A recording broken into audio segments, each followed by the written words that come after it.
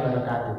Bertemu lagi bersama Pak Anwar dalam pembelajaran kelas 4, tema 4, muatan bahasa Indonesia. Apa kabar anak-anak? Sehat semua?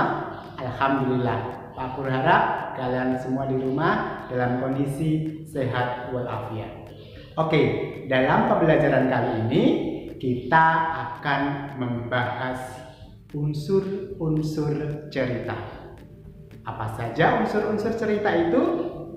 Oke, akan kita bahas dalam pembelajaran kali ini.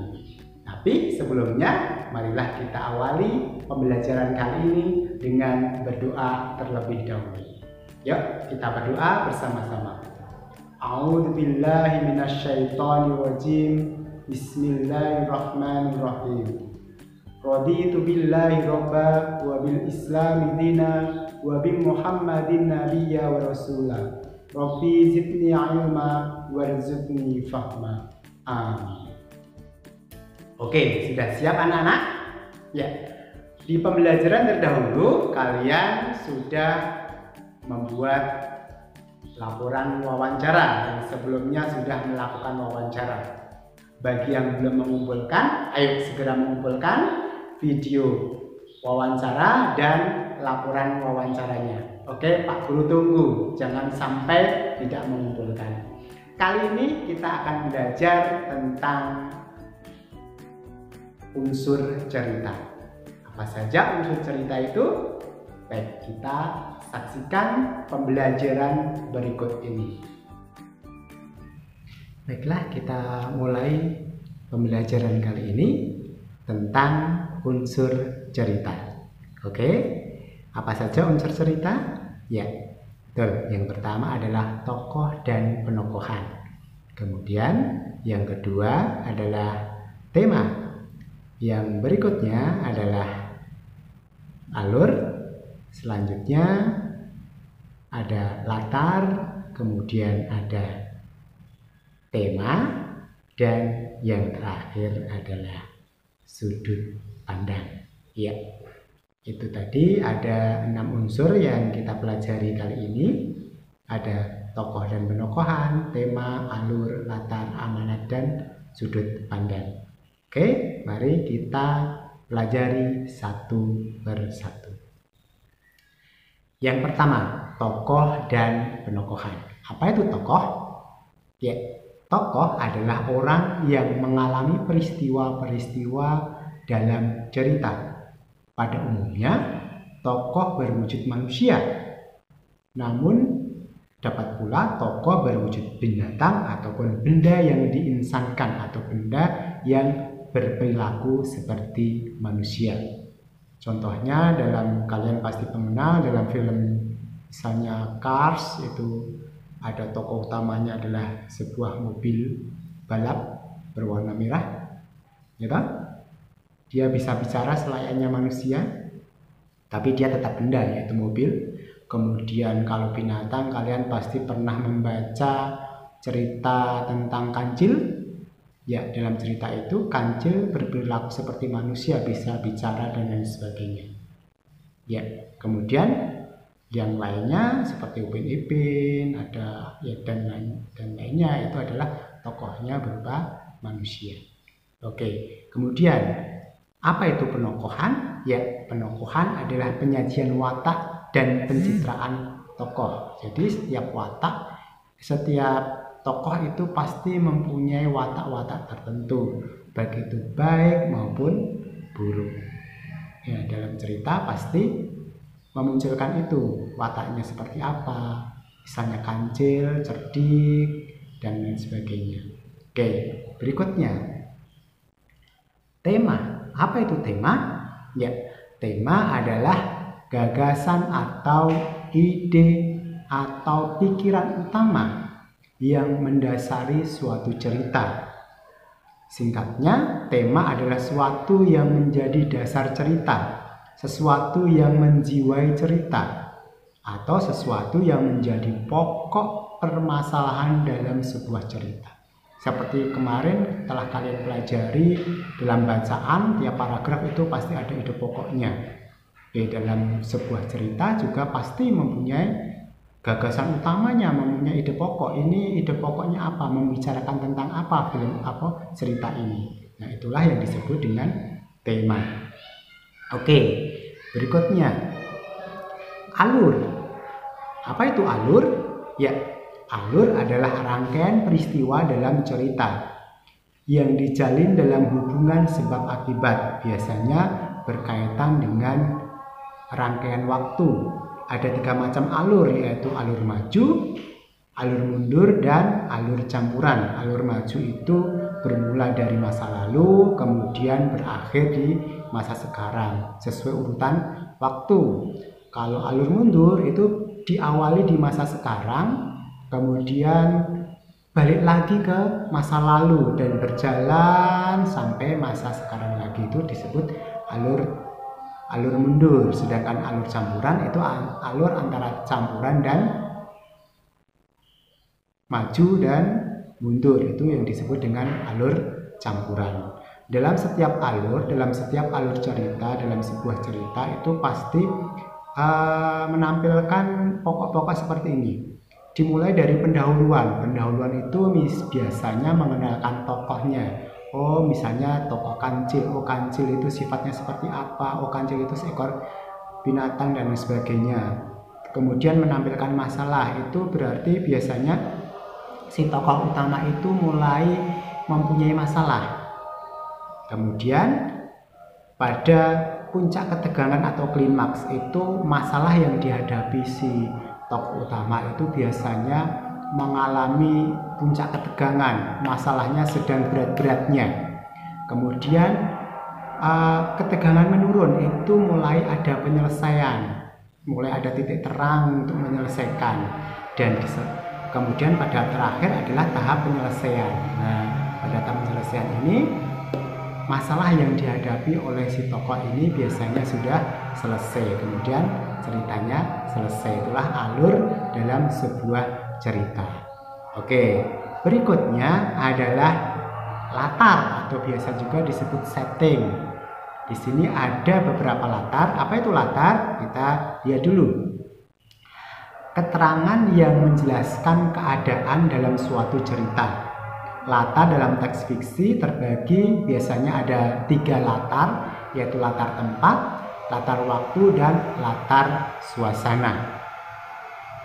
Latar tempat contohnya ada sekolah, rumah, pasar, atau mungkin kelas, hutan, itu juga bisa. Pokoknya tempat terjadinya suatu peristiwa. Sedangkan latar waktu, ya, ada pagi, ada sore, ada siang, malam. Itu adalah latar waktu. Atau mungkin ceritanya menggambarkan tahun 2020, itu juga merupakan latar waktu. Atau mungkin ceritanya menggambarkan ketika zaman penjajahan tahun 1930 misalnya. Tentu settingnya akan berbeda, ya.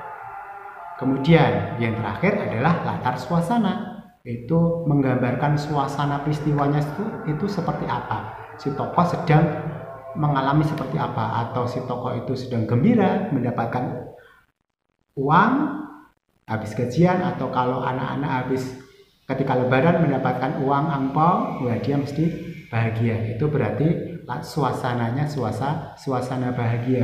Mungkin sedih ditinggal sahabatnya pindah keluar kota, atau binatang peliharaannya meninggal, kucingnya mati, atau gimana, itu suasananya sedih. Atau suasana yang ketakutan, kamu tertekan atau apa sehingga dia merasa takut. Atau suasana kebingungan, dia bingung mau ngapain. Nah, itu juga termasuk latar suasana. Atau mungkin suasananya ramai, sepi. Kalau siang biasanya ramai. Kalau malam, apalagi di tengah hutan, nah suasananya pasti akan sepi. Oke, berikutnya adalah amanat.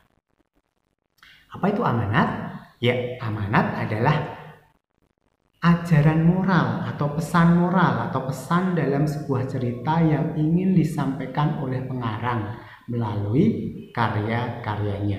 Itu yang disebut dengan pesan atau pesan moral, atau disebut juga amanah. Oke, berikutnya sudut pandang. Biasanya ini sudut pandang memang hanya Pak Guru hanya mengenalkan saja, tidak Pak Guru bahas lebih banyak untuk sudut pandang. Sudut pandang merupakan cara suatu cerita dikisahkan atau pandangan yang dipergunakan pengarang sebagai sarana untuk menyajikan tokoh, tindakan, latar dari berbagai peristiwa yang membentuk cerita. Oke, itu tadi unsur cerita yang Pak Guru sampaikan. Ya, berikut ini ada sebuah cerita, mari kita analisis cerita tersebut. Baiklah, Pak Guru bacakan ceritanya. Taman bermain yang hilang. Malam hari merupakan malam yang ditunggu oleh Kupi, kepiting kecil. Ia menikmati saat-saat berjalan perlahan di gundukan pasir bersama ayahnya. Mereka menanti datangnya air pasang yang akan membawa mereka ke dunia yang berbeda. Ya, Kupi selalu menanti saat-saat mereka terhempas oleh air pasang. Lalu tiba di hutan bakau. Nanti di sana ia pasti akan bertemu dengan teman-teman kecilnya yang lain. Upi, si udang kecil, Kuro, si kura-kura, dan teman-teman yang lebih besar seperti Bango cilik dan Momo, si monyet.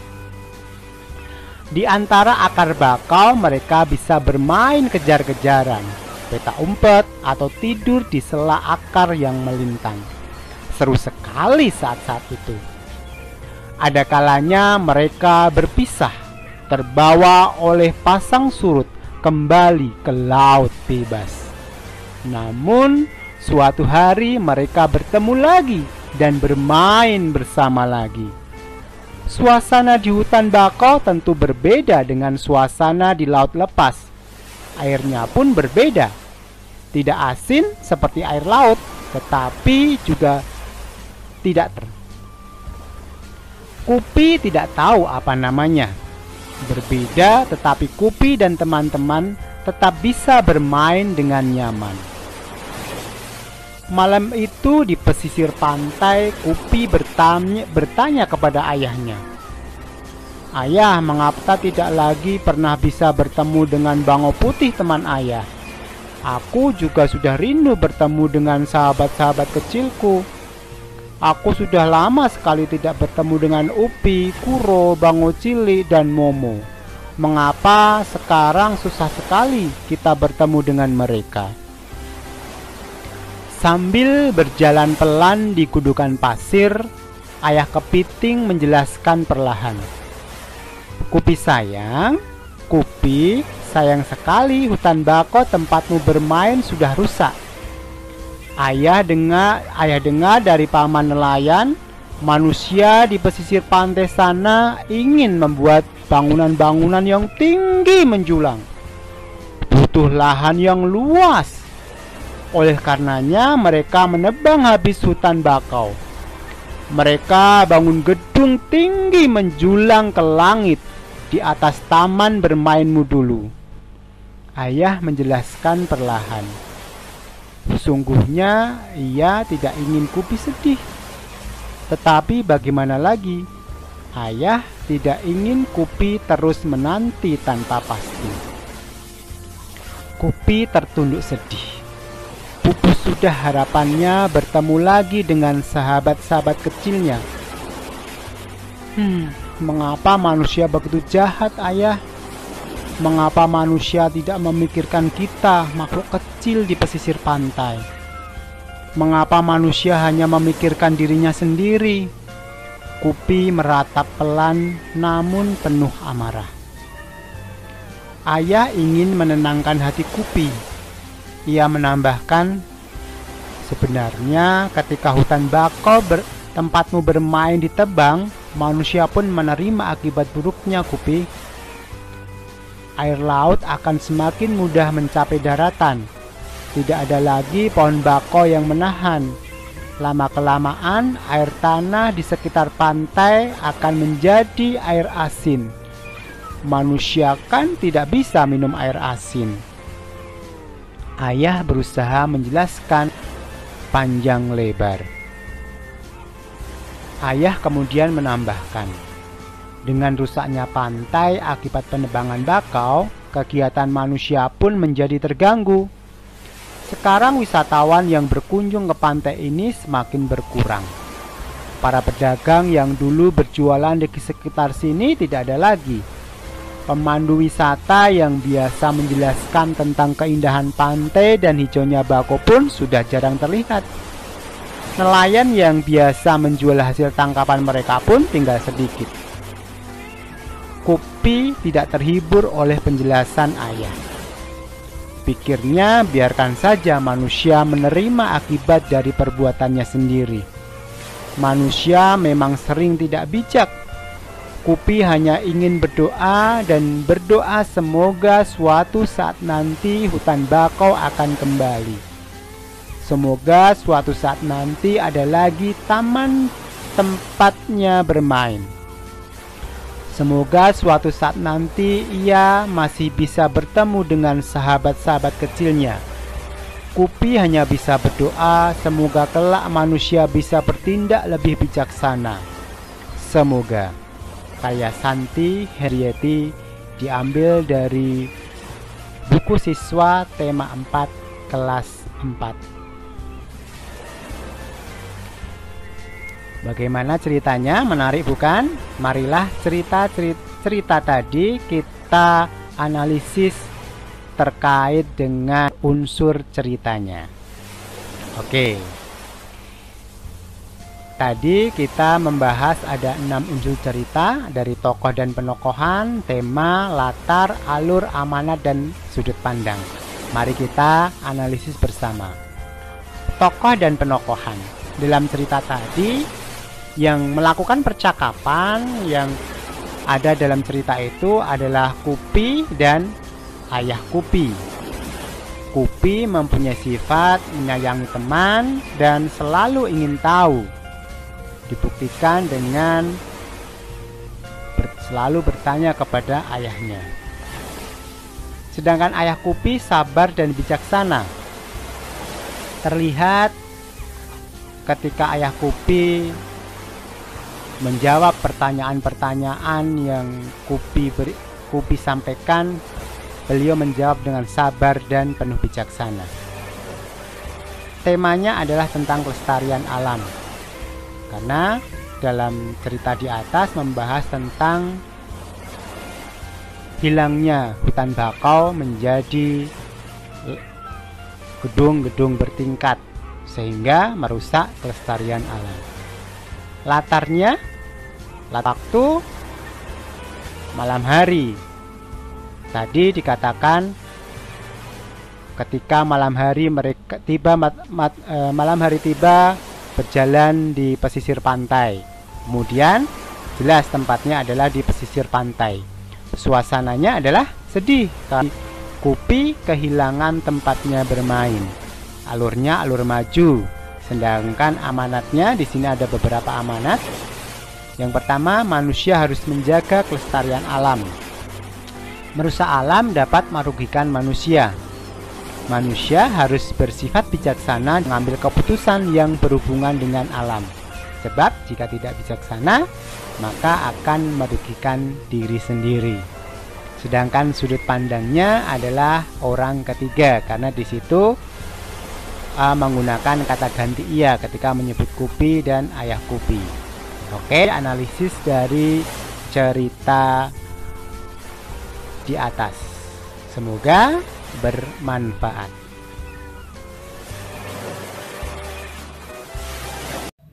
Oke, demikian tadi pembelajaran muatan bahasa Indonesia yang membahas tentang unsur-unsur intrinsik cerita. Oke, udah paham? Apa tadi unsur intrinsik cerita? Ada tokoh dan penokohan, ada tema, ada alur, ada amanat, ada apalagi yang satu? Ya, sudut pandang. Jangan lupa kalian pelajari, kalian buka-buka lagi bukunya, dan jangan lupa untuk mengerjakan tugas dari Pak Anwar. Oke, tetap semangat di rumah. Aku sekian. Assalamualaikum warahmatullahi wabarakatuh.